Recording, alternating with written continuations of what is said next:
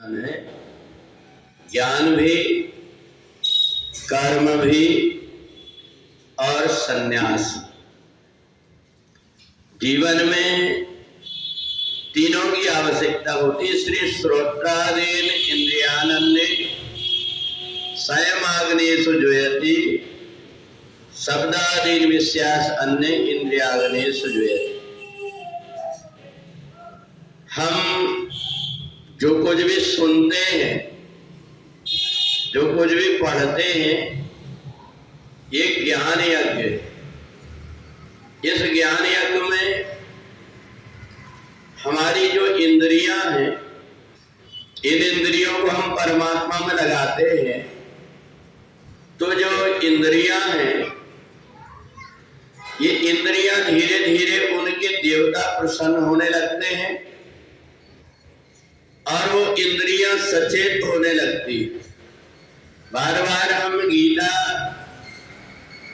का पाठ करते हैं तो हमारी वाणी में रहने वाले देवता प्रसन्न होकर के वाणी को बहुत जल्दी गीता से जोड़ देते। पहले पहले जब हमारे हाथ में गीता आती है तो मन घबराता है कि हमने क्या भला पकड़ लिया, इनके शब्द कैसे पढ़ेंगे।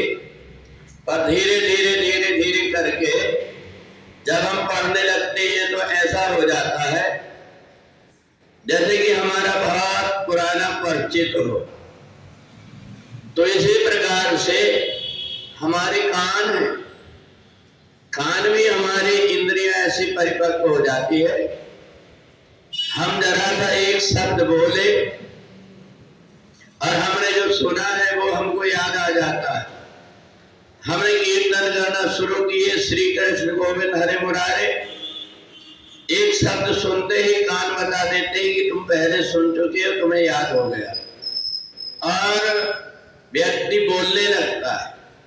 तो ये जो छोटा छोटा उसका किया हुआ कर्म जो यज्ञ बन जाता है, इस यज्ञ से उसके शरीर की जो इंद्रियां हैं उनके देवता प्रसन्न होते हैं।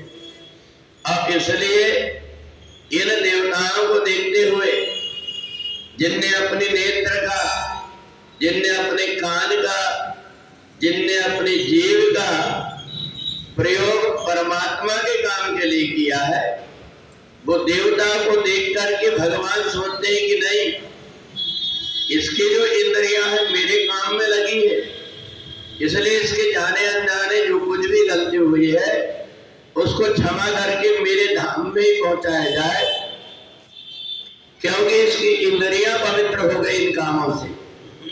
तो इसलिए जब हम गीता का पाठ करते हैं तो हमें उन देवताओं की प्रसन्नता के कारण हमारी जो इंद्रियां पवित्र हुई है, ये अंदर भी जो उनके संपर्क में आने वाली इंद्रियां हैं उनको भी सचेत कर देती है कि देखो, हमने अगर कुछ अच्छा किया है तो हमारे अच्छे करने से हमें ऐसा अच्छा पुण्य मिला, इसलिए तुम भी ऐसा कर लो। तो इसलिए जो भी व्यक्ति जिस प्रकार के आचरण करता है, जैसा अपना व्यवहार बना लेता है, जैसे अपनी आदत बना लेता है, उसको ये देवता वैसे सहायक हो जाते हैं। तो इसलिए दूसरे शब्दों में और गीता में ये अंतर है कि जितने भी वेद और शास्त्रों की वाणी है उनमें जितना भी अच्छापन है, जो कुछ भी उसमें अच्छाई है, वो सब भगवान ने ज्ञान यज्ञ के माध्यम से अर्जुन को सुना दिया। इसलिए इस गीता का जो पाठ करता है उसका शरीर भी, मन भी, वाणी भी, तीनों की तीनों पवित्र हो जाते हैं।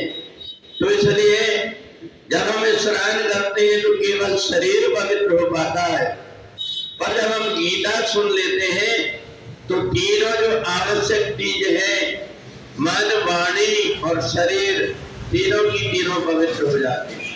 चौथे अध्याय में ज्ञान, कर्म और संन्यास तीनों बताया। तो ये अलग अलग तीन प्रकार के जो योग हैं, ये तीनों प्रकार के योग प्रयत्न करने वाले व्यक्ति, जिसने गीता के शब्दों को देखा, जिसने गीता के शब्दों को बोला और जिसने गीता के शब्दों को सुना, ये तीनों की तीनों योग उसको एक साथ प्राप्त हो जाते हैं। इसलिए गीता का इतना महत्व है, इसलिए है कि संपूर्ण वेद और शास्त्र का सार इस गीता में है। तो इसलिए जो गीता के पाठ में धीरे धीरे अभ्यास कर लेता है, या जिसने अपनी वाणी से गीता का पाठ किया है, उसको देख करके बुरी आत्माएं भागने लगती है। वो जहां रहता है वो पूरा की पूरा स्थान पवित्र होकर के गोलोक धाम बन जाता है। पूरे वृंदावन बिहारी लाल